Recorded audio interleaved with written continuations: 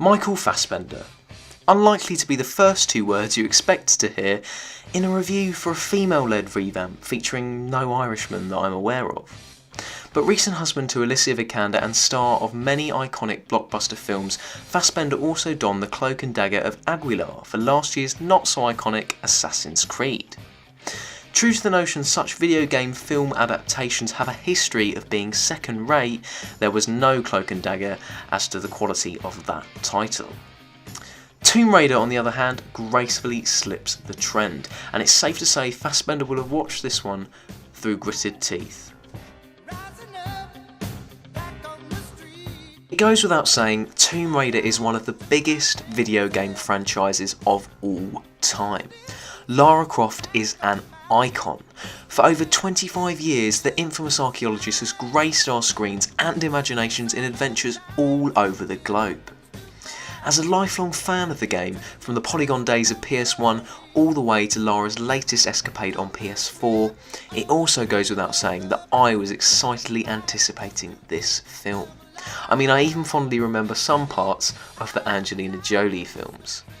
Nevertheless, what clinched excitement around this raw adaptation was Alicia Vikander, the Oscar-winning actress who steps into the boots of Lara for what is essentially an origin story, taking Croft away from her modest lifestyle and brutally moulding her into the adventurer we know and love.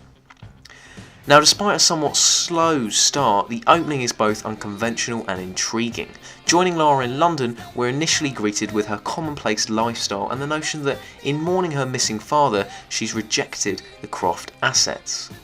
These ideas pair to form the basis of her later journey, an action-packed venture featuring everything from a hectic bike chase to an actual tomb raid.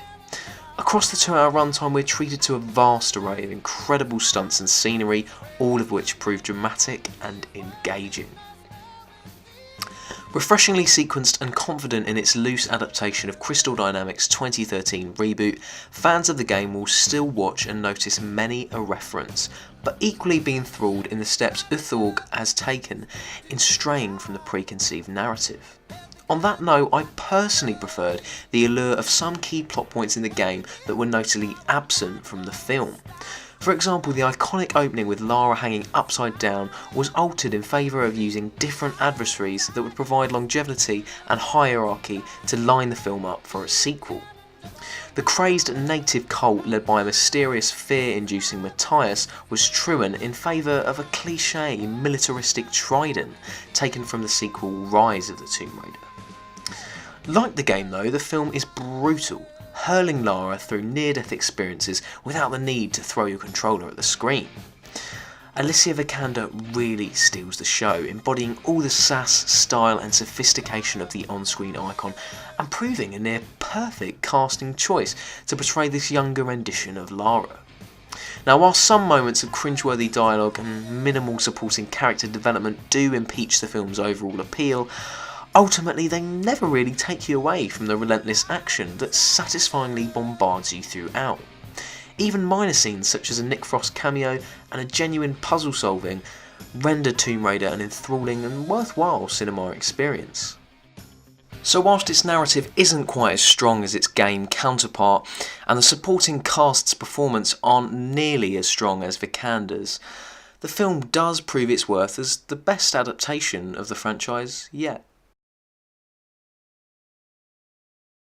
Thank you very much for watching, and for more film reviews you can head over to my blog where recently I viewed the Netflix original Annihilation, and if you really enjoyed this video you can now support me on Patreon and I'll be eternally grateful for your support there. Thank you very much for watching and I'll see you on the next video.